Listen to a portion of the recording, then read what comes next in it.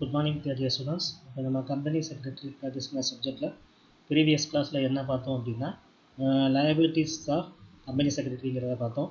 இப்போ இன்னைக்கு கிளாஸ் நம்ம என்ன பார்க்க போகிறோம் அப்படின்னா duties relating to maintenance of member registers.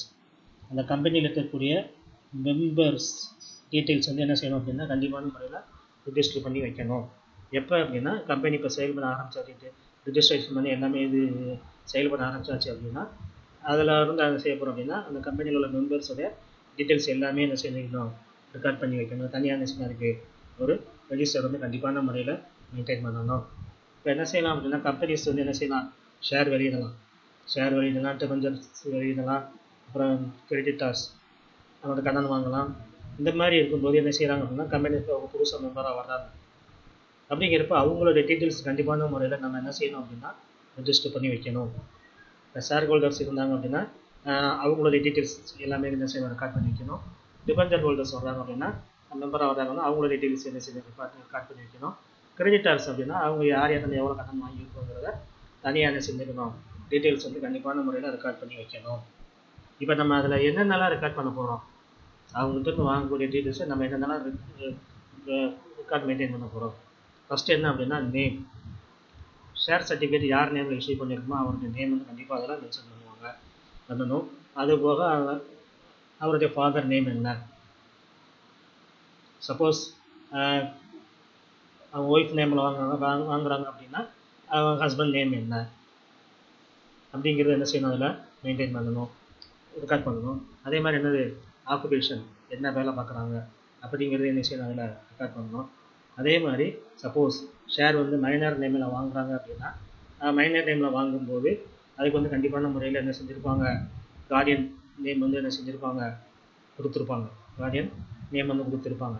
மைனராக இருக்கிறவங்ககிட்ட என்ன செஞ்சுருப்பாங்க, கண்டிப்பான முறையில் டேட் ஆஃப் பர்த், எப்போ வந்து அவங்க வந்து மேஜர் ஆகுறாங்க வந்து பார்ப்பாங்க. மேஜர் ஆனோன்னு என்ன செய்யும், ஆட்டோமேட்டிக்காக வந்து என்ன ஆகும், ஷேர்ஸ் வந்து என்ன ஆகிடும், அவங்க பேருக்கு என்ன செஞ்சிடும், மாறிடும்.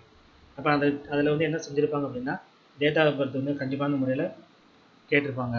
அதே மாதிரி என்னைக்கு தேதியில் அவங்க மெம்பராக உள்ளக்க வர்றாங்க, என்னைக்கு தேதியில் அவங்க மெம்பராக உள்ளக்க வர்றாங்க, என்னைக்கு தேதியில் அவங்க ஷேர் வாங்குறாங்க அப்படிங்கிற டேட் என்ன செய்யணும் அப்படின்னா உள்ளக்க டேட் என்ட்ரு பண்ணுவாங்க. உள்ள வர டேட் என்ன செய்வாங்க, கண்டிப்பான முறையில் என்ட்ரு பண்ணுவாங்க. சப்போஸ் ஒரு மெம்பரை வந்து என்ன செய்கிறோம் அப்படின்னா அந்த இதுலேருந்து தூக்கி விட்றாங்க, சப்போஸ் அவரை ஷேரை வந்து என்ன செஞ்சார், விற்றுட்டாரு அப்படிங்கிறப்ப அவருடைய டீட்டெயில்ஸ் வந்து நமக்கு தேவையில்லை. இப்போ என்ன செஞ்சுட்டாங்க, அப்போ என்னைக்கு தேதியில் தூக்கி விட்றாங்கிற தேதி என்ன செய்யணும், அதில் வந்து மென்ஷன் பண்ணணும். அதே மாதிரி என்ன செய்கிறாங்க அப்படின்னா இப்போ ஷேர் சர்டிஃபிகேட் வந்து ஒருத்தருக்கு வந்து அலாட் பண்ணுறோம், ஷேர் வந்து அலாட் பண்ணுறோம், நம்பர் ஆஃப் ஷேர் எவ்வளோ ஷேர் வந்து நம்ம அலாட் பண்ணுறோம் அப்படிங்கிற டீட்டெயில்ஸ் அதெல்லாம் எழுதணும். நம்பர் ஆஃப் ஷேர்ஸ் எழுதணும். அதுபோக இன்னொன்று என்ன அப்படின்னா சப்போஸ் ஷேர் வந்து என்ன செஞ்சுருக்கலாம், வேறு யாருக்காவது ட்ரான்ஸ்ஃபர் பண்ணலாம். அப்போ அந்த எவ்வளோ ஷேர் வந்து ட்ரான்ஸ்ஃபர் பண்ணுறாங்க, நம்ம இப்போ 50 ஷேர் வச்சுருக்கோம் அப்படின்னா அதை என்ன செய்யலாம், அதில் ஒரு 25 ஷேர் என்ன செய்யலாம், விற்கலாம், இன்னொருத்தருக்கு என்ன செய்யலாம், ட்ரான்ஸ்ஃபர் பண்ணலாம், இல்லை இன்னொருத்தருக்கு எழுதி கொடுக்கலாம். அப்படிங்கிறப்ப அது வந்து எத்தனை ஷேர் கொடுத்துருக்காங்க, அது வந்து யார் பேருக்கு மாற்றி கொடுக்குறாங்க அப்படிங்கிறத என்ன செய்யணும், எழுதணும். இன்னொன்று என்னென்னா என்னைக்கு டேட்டில் ஷேர் வந்து நம்ம அலாட் பண்ணுறோம், என்னைக்கு டேட்டில் ஷேர் வந்து நம்ம அவருக்கு அலாட் பண்ணுறோம். அதே மாதிரி ட்ரான்ஸ்ஃபர் பண்ணுறாங்க அப்படின்னா என்னைக்கு தேதியில் ஷேர் வந்து ட்ரான்ஸ்ஃபர் ஆகுது, ஷேரோட வேல்யூ என்ன, ஷேரோட வேல்யூ என்ன, ஒரு ஷேர் வந்து இவ்வளோ இந்த ரேட்டில் நம்ம என்ன செஞ்சுருக்கோம், அவருக்கு ஷேர் வந்து அலாட் பண்ணியிருக்கோம். இப்போ அந்த டீட்டெயில்ஸ் அதெல்லாம் என்ன செய்யணும், எழுதணும். அதே மாதிரி இன்னொன்று அப்படின்னா ஷேர்ஸ் வந்து எந்த டைப்ஸ் ஆஃப் ஷேர்ஸ் அதை என்ன செய்யணும், கண்டிப்பான முறையில் மெயின்டைன் பண்ணணும், எழுதணும். ப்ரிஃபரன்ஸ் ஷேர் கேபிட்டலா, ஈக்விட்டி எல்லாமே என்ன செய்யணும், அதில் வந்து கண்டிப்பான முறையில் மென்ஷன் பண்ணணும். அதே மாதிரி நம்ம ஷேர் சர்டிஃபிகேட் இஷ்யூ பண்ணியிருக்கோம் அப்படின்னா அதுக்குண்டான ஷேர் சர்டிஃபிகேட்டுக்கு உண்டான நம்பர்ஸ் நம்ம கொடுத்துருக்கோம். ஷேர் சர்டிஃபிகேட்டுக்குரிய நம்பர்ஸ் அண்டு வந்து அன்றைக்கு தேதி, அந்த தேதியை வந்து என்ன செய்யணும் அப்படின்னா நம்ம கொடுக்கணும். அப்புறம் வந்து யாருக்கு ட்ரான்ஸ்ஃபர் பண்ணியிருக்கோங்கிறத நம்ம என்ன செய்யணும், அந்த ஷேர் அவருடைய இதில் என்ன செஞ்சுருக்கணும், நம்ம வந்து அதை கண்டிப்பாக மென்ஷன் பண்ணணும். இப்போ 50 ஷேர் வச்சுருக்காரு, அதில் 25 ஷேர் வந்து நம்ம இன்னொருத்தர் மாற்றி கொடுக்குறோம் அப்படின்னா அவர் வந்து நம்ம எந்த மெம்பர் புதுசாக அவர் உள்ளே வருவார், இந்த 25 ஷேர் நம்ம யாருக்கு மாத்திரமோ அவர் வந்து ஷேர் அது உள்ள புதுசாக மெம்பராக வருவார். அப்படிங்கிறப்ப அதில் என்ன செஞ்சுருக்கணும், அந்த 25 ஷேருக்கு வந்து யாருக்கு எந்த நேமுக்கு நம்ம ட்ரான்ஸ்ஃபர் பண்ணியிருக்கோம், அவருக்கு நம்ம எந்த பேஜ் நம்பர் ஒதுக்கியிருக்கோம், போர்டிங் நம்பர் என்ன அப்படிங்கிறது என்ன செய்யணும் அப்படின்னா அந்த இதில் என்ன செய்யணும் மென்ஷன் பண்ணணும். முக்கியமான ஒன்று. சரியா? அடுத்து சப்போஸ் நம்ம ஏதாவது இது பண்ணுறோம், டிவிடெண்ட் ஏதாவது பே பண்ணுறாங்க அப்படின்னா நம்ம அதை என்னைக்கு டேட்டில் வந்து நம்ம என்ன செய்கிறோம் பே பண்ணுறோம் அப்படிங்கிறத என்ன செய்யணும் கண்டிப்பான முறையில் மென்ஷன் பண்ணணும். ஏன்னா வந்து ஷேர் வச்சுருக்காங்க அப்படின்னா அவங்களுக்கு அதான் மெயினான இது அப்படிங்கிறப்ப நம்ம அதை கொடுக்கும்போது கண்டிப்பான முறையில் அதை வந்து என்ன செஞ்சுக்கணும் மென்ஷன் பண்ணணும். அடுத்து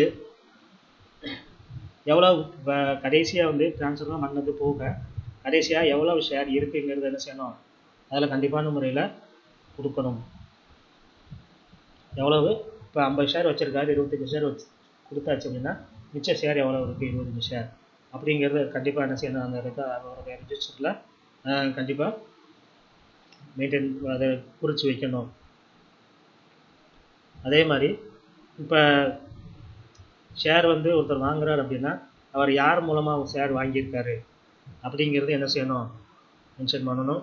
அதுபோக மெம்பர்ஸ்லேருந்து வந்துக்கூடிய இன்ஃபர்மேஷன், அவங்க ஏதாவது லெட்டர் தான் அனுப்பி ஏதாவது விவரம் கேட்குறாங்க அப்படின்னா அந்த இதை என்ன செய்யணும் அப்படின்னா அதில் மென்ஷன் பண்ணணும்.